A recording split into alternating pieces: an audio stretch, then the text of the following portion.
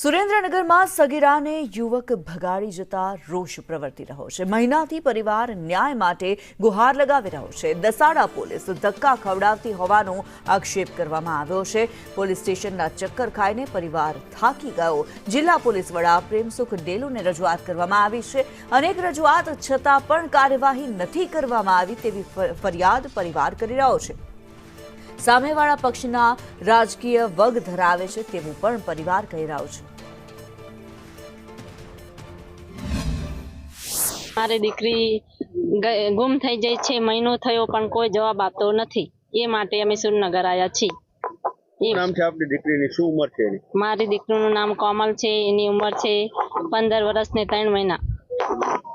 એટલે કોઈ લઈ ગયું છે કે હા છે? હા, ભગાડીને લઈ ગયો છે। કોણ લઈ ગયું છે એની પણ રજૂઆત કરી? હા, એની રજૂઆત કરે છે। 50 સાલનો છોકરો અને દેરાસર પાનવાની સાઈડમાં રહે છે।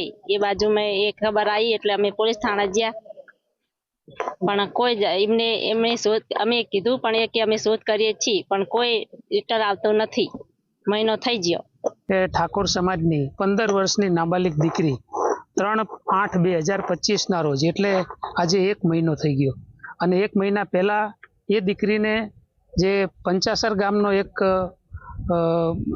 આર્થિક રીતે અને રાજકીય રીતે મજબૂત પરિવાર છે, એ પરિવારનો દીકરો આ 15 વર્ષની નાબાલિગ દીકરીને ભગાડી ગયો છે।